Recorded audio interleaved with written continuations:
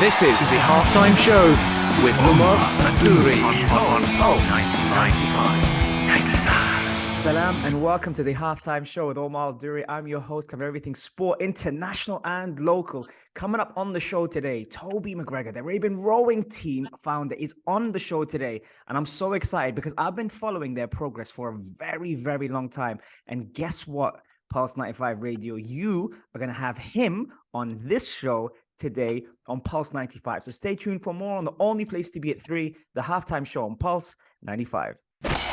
This is the halftime show with Umar Nouri on 95. Salam and welcome to the halftime show with Omar Duri. I'm your host, cover everything sport, international and local. Super excited to have my next guest on the show, Toby Gregory, is on the show from the Arabian Rowing Team. Toby, welcome to the show.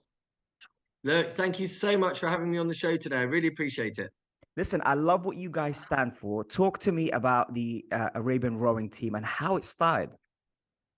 Yeah, the Arabian Ocean Rowing Team first started quite a few years ago with a chance meeting with somebody that had an ocean rowing boat, and then connecting it with a chance meeting at the Emirates Literary Festival, where I got hold of a copy of a book called The Pennant Way, which kind of deepened my interest in the idea of ocean rowing. I knew very little about it. And as I kind of slowly learned more and more, it just became the most captivating and amazing thing out there, and something that I knew one day I might have to do. What was it that kind of drew your attention to it? Because it's one of those unique things, but it's also one of those fascinating things. I think you say it perfectly. It's the uniqueness of it. You know, more people have been into space or have climbed Mount Everest than have ever rowed across an ocean. You know, rowing across the Atlantic Ocean is like, you know, rowing from the UAE to China. You know, it's an awful long way. So as a consequence, it's deemed virtually impossible. And, you know, for people like myself who just have everyday jobs, who go into work, you know, who leave at 6, 7 o'clock and go home and do the family thing, you know, it's perhaps a bridge too far. And I think it was the challenge of trying to take on what was deemed impossible that seemed quite exciting, along with the mesmerizing thing of literally doing perhaps what's the last great adventure on this planet. But see, you say that, and it's got a bit of Clark Kent vibes to it because you do the normal life, and then you do the superhero life, and then you go back to the normal life. Do you have to switch characters to dive into that? It's an interesting thing. I think your character changes in the process. Mm. You know, I can't pretend to be anybody but a normal person that, just like anyone listening to this, goes into work in the morning, you know, has the usual pressures, go for lunch, you know, you do the work in the afternoon, and then you go home and you've got the family environment, you've got the children, you've got a normal life. So I can't pretend to be anything but a normal person. But I think during the process of taking on something that's quite extraordinary, you do change, you know, how you think, how you approach things, you know, how you relate to other people. And so I couldn't say there was really a switch between one and the other, but a kind of growth throughout that period to becoming really, you know, the person I am today. And the person I am now is no different from the person that started, in terms of, you know, I'm Toby Gregory, you know, dad of 2 and a proud husband. But at the same time, I've achieved something that most people deem extraordinary, but it just happens. You just have to work at these things. And I think for everyone out there, and particularly in a place where we live now, you know, it really is, you know, a country of the future. And it makes dreams come true. It really, really does. And for the average listener that's listening into this and probably relating to a lot of the things you're saying, until you say words like impossible and extraordinary, it makes them feel like it is possible to do the extraordinary through your living your life, basically, which is what I, just by speaking to you and meeting you today, I've kind of picked that kind of energy up. How do you reset that energy to go from dad of 2 to the extraordinary bro himself, you know? Yeah, I think the energy is within all of us already. It exists. It's just about awakening that and being, you know, being aware that we're more powerful than we ever believe. You know, each person, when they go into work, they go into work to achieve something each day. And we have these good days and we have these bad days, but we're all the same. And so that energy is within all of us. And it's quite exciting because if we only focus and we concentrate and we properly concentrate, because there's lots of distractions, social media and other things. But if we concentrate and give our attention wholeheartedly to something, it's amazing how that thing can grow and it becomes the extraordinary. Frankly, raising kids is difficult. There's no manual, there's no book. How do we do it? There's a lot of self-doubt involved. Are we doing the right thing? What should we be doing next? That's an extraordinary thing in its own right, but we all just do it. We don't automatically come into this life with kids and, okay, well, this is how you raise them. So actually, I think everyone's doing something extraordinary every single day of the week. That's amazing. And you thought that was good. That was the first segment. We'll take a quick break. And when we get back, we're diving into it more on the only place to be at 3, the halftime show on Pulse 95. This is the halftime show with Umar and Duri on Pulse 95. So now welcome back to the halftime show with Omar Duri and Toby Gregory here on the halftime show. We are talking. Now that first segment, it's hard to top, but there's more extraordinary stuff coming up on the show. Toby, talk to me about this now. Rowing from La Gomera in Canary Islands to Antigua in the Caribbean to raise public awareness around plastic pollution and the importance of preserving ocean health is mind-blowing when we look at our why. What is your why for doing something as extraordinary as your recent 5,000 kilometer race in 42 days? Yeah, that's a great question. I think the why is split into two, and you're touching on environmental issues there. And again, the UAE, Sharjah, it takes a global role in this. It may not realize how progressive it is with the work it's doing, but you look at one of the main companies, BEEAH, and they were a huge supporter of ours, and the environment is being destroyed, not necessarily locally but globally. But because we're all part of this planet, it makes it our concern. And in line with that, I had a partnership as well with the UN Environment Programme and their Clean Seas Initiative. And globally, the issues are being impacted. 60% of the pollution on land ends up in the ocean. And so therefore they wanted me to help raise awareness. And again, as a dad who wants to protect the planet for the future, for my children, I felt it was important I did something.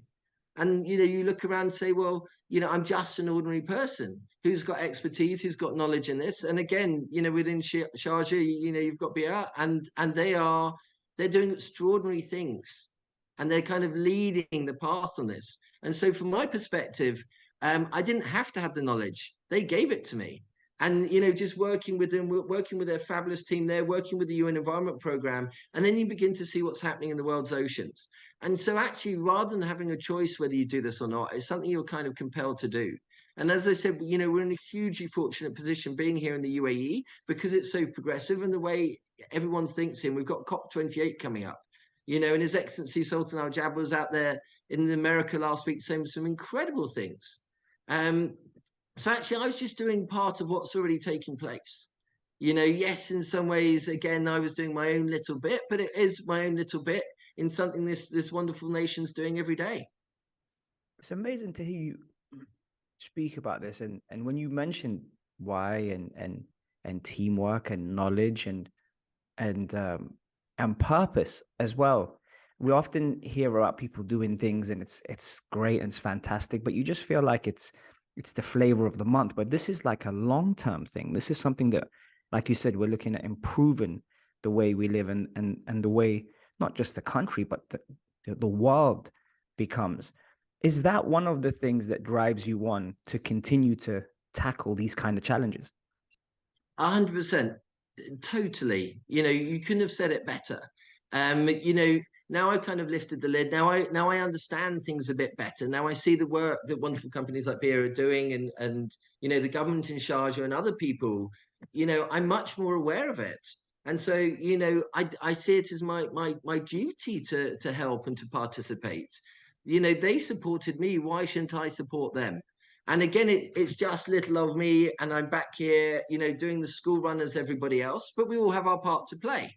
And so with that in mind, I just think, locally there's such inclusivity, there's such a willingness to support.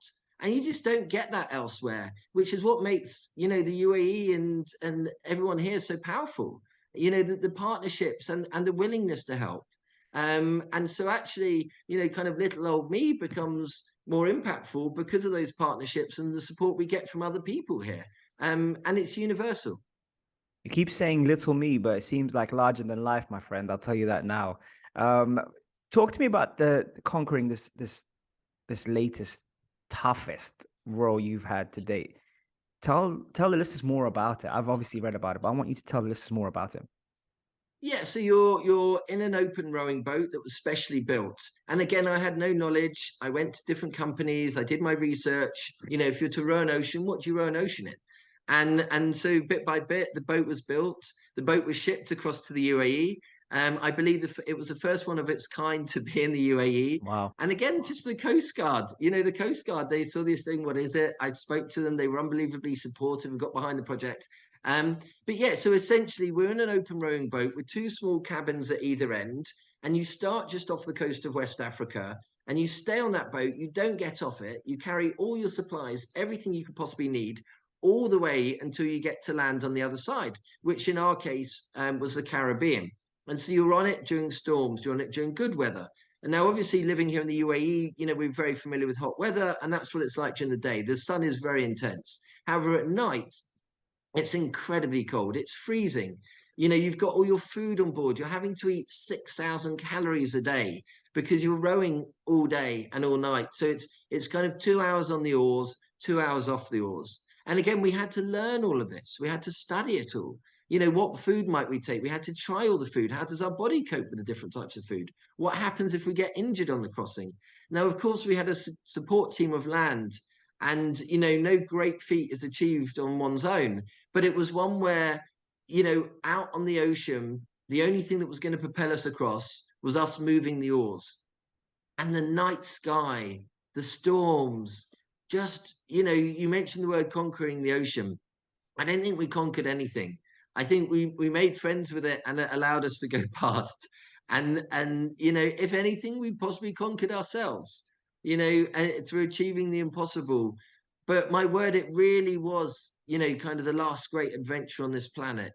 You're exposed to all the elements. You have no idea what's going on in the world. Of course, you've got satellite phones, so you can keep in touch with friends and family and support team. But outside of that, you're rowing for 2 hours, and then that hour break you have, you're trying to consume food, you're trying to get a bit of sleep, you're trying to fix the boat, you're trying to keep clean and hygienic. It really is all consuming. And so your mind just goes into a completely different space. I love the fact again, it just shows the type of character you are in terms of how humble you are, because you said you made friends with it, meaning that you had challenges and you had, you had to be grounded in order to not know what's coming next in your task to achieve this incredible Yes. feat. The Yes. thing that also you said that made me really think about it was in terms of fuel, in terms of timing.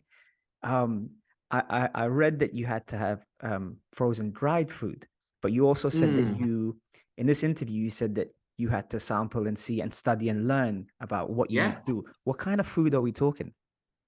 Yeah. So again, it's kind of what's practical. So there is specialist food out there. And for those that go on long journeys, it's typically in a small packet. It's not particularly pleasant, but it's what you have to do. What are you willing to sacrifice? If you don't sacrifice your dream becomes a sacrifice. And so as a consequence, I'd sit there and the family would be having a lovely dinner, and I'd be eating out of a packet. And so it's stuff you just add water to. Now, again, the electrics on the boat were powered by two solar panels. Those solar panels powered a desalination unit, which provided our water each day so that we had liquid. And we would simply add water to a packet of food, and you'd have to consume it. And sometimes you couldn't heat it, so you had to have it cold, which, having cold powder is not very nice. Now, at night, it was slightly different. And again, having studied this and the mental state, how might we feel? I knew that at night you needed a different type of energy. And so that was really chocolate bars, a lot of sweets, a lot of things, and the listeners might go, yes, I'm in for that. But and again, because it's night and you've got no lights and you can't see anything, it's easy to consume. So you don't want a packet of food. So you typically get about 3,000 calories a day from the packet food that again would be had as and when you could. You try to stick to a breakfast, lunch, and dinner, but when was breakfast? If you're up all day and all night, when does the day start? So at all times, you're trying to ground yourself. You have to ground yourself. You have to surrender yourself to what's around you. And it's the same in everyday life. Things are going to go right. Things are going to go wrong. Nobody has the perfect life. And you have to roll with what's there. You just have to prepare properly. And if you prepare properly, you'll succeed. And it's as simple as that. And you have to stay humble too. Yeah, I mean, just listening to you, it just makes us grateful for what we have on our surface here, because you're saying all these things, and I'm thinking, wow, look at the amount of obstacles they're facing, and things that they're just not just very similar to boxing. You're rolling, you're punching, you're weaving, you're moving, you're bobbing, you're doing everything just to make sure you get through the fight. But then you mentioned friendship, and then that means you're embracing fear. And I think that for me is what stood out from what you said. One of the things that I read was you were facing waves up to 40 feet. Is that right? Yeah, 100%, 100%. There may have been some waves that were bigger. I have no proof of that. So I don't want to exaggerate any claims. But there's no question about 40 feet was 100%, because there were times where the boat was almost on its end, almost vertical. And as a consequence, the height of the boat, and you could see what was remaining on the top of the wave. So 40 feet was, easily. And in fact, we went through 4 days of that.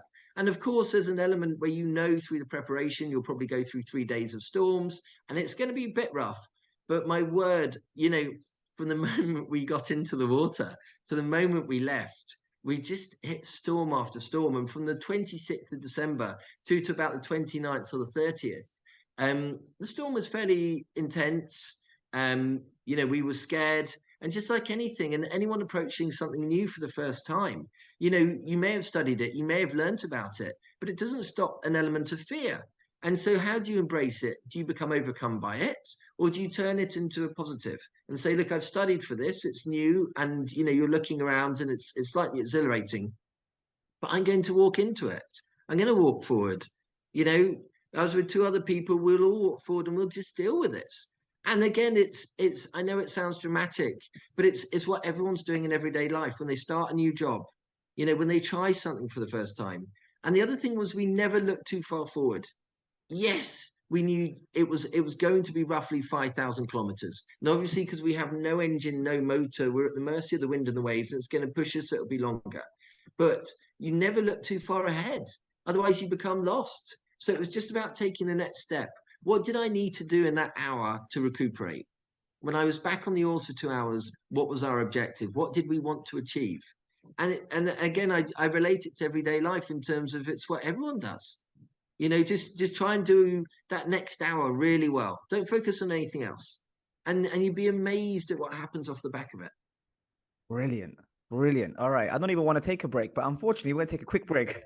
And then when we get back, we're diving into the third segment. I can't believe it's already been 2 segments with Toby Gregory on the Halftime Show on Pulse 95 Radio.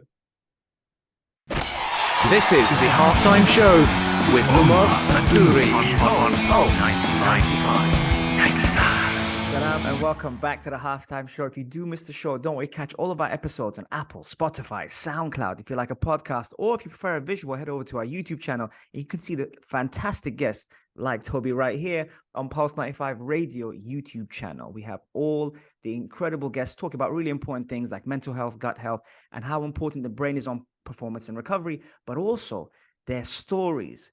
Their stories are uplifting, and especially, like I was talking to Toby offline as well, genuinely seeing people like that grow gives us hope to be able to achieve things we want to do.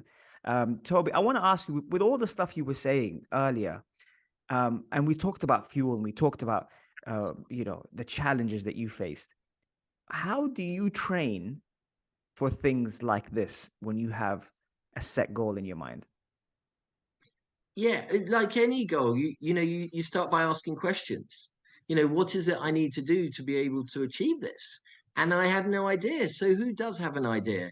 And again, within the UAE, there were lots of people who were very kind, who offered suggestions, because it's the interesting thing about an ocean row is it's a combination of strength, flexibility, and endurance. So you don't just go to the gym and hit the weights, yoga, Pilates, endurance sports, they're all vital. So we reached out to a range of different people. And in the end, you typically train for about an hour in the morning and at least an hour every evening. And that was a combination of time on a rowing machine, both indoor and on the boat itself, yoga, Pilates, strength work, and of course, trying to avoid being injured. And then within that, we had to change our diets. I'm not particularly good when it comes to food. I do struggle. I like my food, and we had to change to sustain it, because you're at work all day and delivering at work.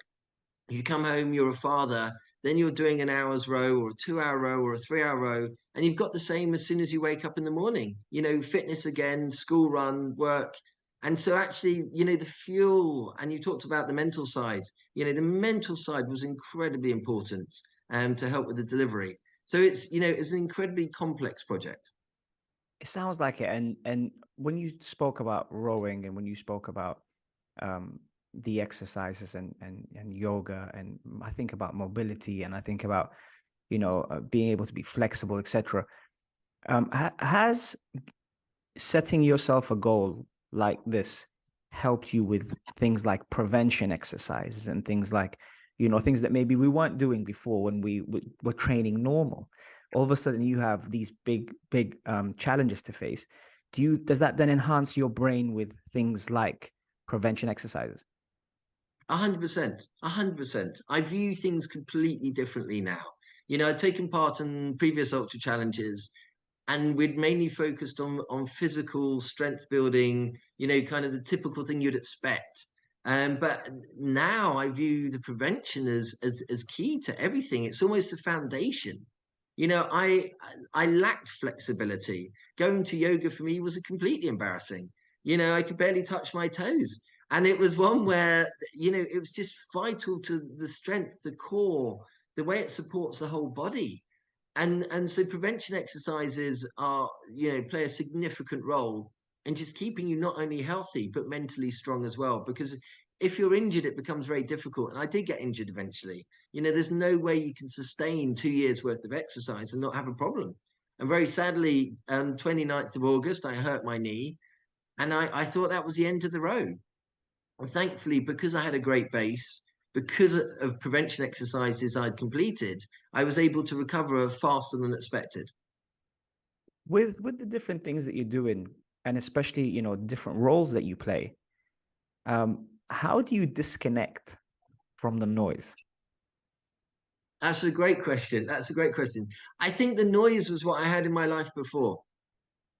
The noise was me being distracted by everything, by social media, by, there's so much to do here, which is wonderful and positive. But, which bits help me move forward and which bits keep me still? And so actually, by the environment I'm now in, the people, meeting people like you, everyone's just so positive. So actually, the noise that surrounds me now, I think, is a wonderful thing. And in fact, it's like, what do I take from that noise? So I make notes all the time, because it's not just about hearing things, it's also about learning them. And it's Amazing. also about then how do I pass on that positive noise to other people? And I think once you've done something like the row, and when you've had to surrender yourself to what will be, it's very easy to disconnect, because you have no choice sometimes on the road. Things happen. So you have to be at peace with life. Mm. And so that enables me, when I want to disconnect perfectly. In fact, I give an example. It was my birthday the other day, and rather than make it quite hectic and celebrate and all those, we just did a very simple thing. We came to Sharjah. Nice. We stayed in the hotel, and we just breathed, just the four of us. And it couldn't have been better. It really couldn't have been better. It's almost like you read my notes, because my next question was exactly that. breath work, meditation, Yes. journaling. You spoke about writing things down. Mm. I think that's a game changer for me personally, because I'm really into that. And I wrote a book called Reset. But when I hear you say it, that makes me think, yes, Toby, you tell them. How have those things game changed what you've done to sustain it? Mm. I think for me, it's important to remember this has all been part of a learning journey. So this isn't something I suddenly approached and was good at anything, or it wasn't anything that I suddenly started doing and it was something I was able to repeat on a daily basis. It's a process, and it all takes time. But yet, the power of breath work to disconnect alone is unbelievable. In terms of, my previous jobs, from the moment you got in to the moment you left, you were just on the go. There was not a second. And in fact, when I got back, between bathing the kids, putting to bed and everything, you'd be on your emails. Um, but when you start to really realize the power of some of the things you just referenced, and you give it a go, you give it an honest go. It's not just, oh, I'll try this on a Saturday or something with my friends, and then I'll leave it for another week. When you genuinely give it a go and you repeat that process a couple of times a week, you'll be amazed at what it does for you. Absolutely amazed. Again, I'm no expert in any of this. I can only relate to how it's helped me and how it's changed me, and it's all taken place here, and it's all been new, but it's been incredible. Amazing. Amazing. We're going to take a quick break. And when we get back, we got our final segment with Toby Gregory here on the Halftime Show on Pulse 95. This is the halftime show with Umar Nouri on Pulse 95. Salam and welcome to the Halftime Show on Pulse 95 Radio. Wherever you're tuned in around the world, whether it's 95 FM, pulse95radio.com, our app, Sharjah Broadcasting Authority, or if you're chilling at home watching us live on YouTube. Toby Gregory has absolutely smashed this episode out the park, and I'm so excited to have him on the show because he's been nothing but a breath of fresh air here. Toby, there's some exciting things coming up for you, and I believe potentially an exclusive. What's coming up for you? Yes, it hasn't been announced yet, but there will be a row around the UAE supporting environmental issues. It's going to actually start in Fujairah Okay. and on the other coast and work its way across by Sharjah, Yep. and then ending in the capital. So that will be taking place as soon as the boat is back. We hadn't announced it previously. And then also we'll continue to work with our partners, like, kind of BEEAH.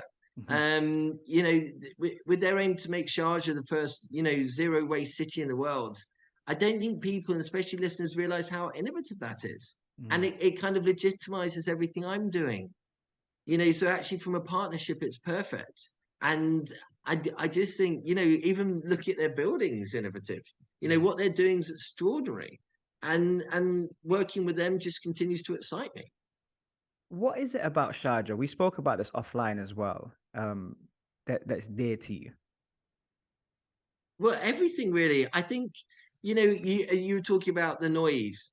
I reside in a different emirate, and when I look for culture, when I look for somewhere to escape to, it's my go-to.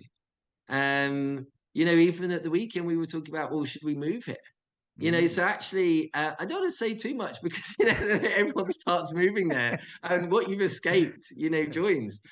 But I don't think it's for me. It's just everything that I'm about, and so with that, it's looking to the future while clinging on to the important things from the past, and so it's a perfect balance.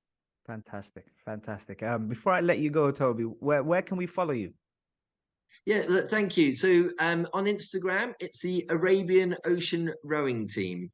And that's on Facebook and other platforms as well. And if anyone does have any questions, please send them in to you, or likewise, we're happy to answer them via the Instagram account. I'm sure there's a bunch of questions and also, more than anything, a bunch of comments coming your way. So I'll be sure to share that with you. Thank you. It's been fantastic. Honestly, it's been fantastic speaking to you, listening to your story. I want to bring you back on the show already. And this show hasn't even finished yet. And I would love to have you in on the studio. I know you're super busy, but if we can arrange that through BEEAH, through the team, it would be great to have you on the show. It'd be an absolute pleasure. And thank you for having me on your show today. Really appreciate it.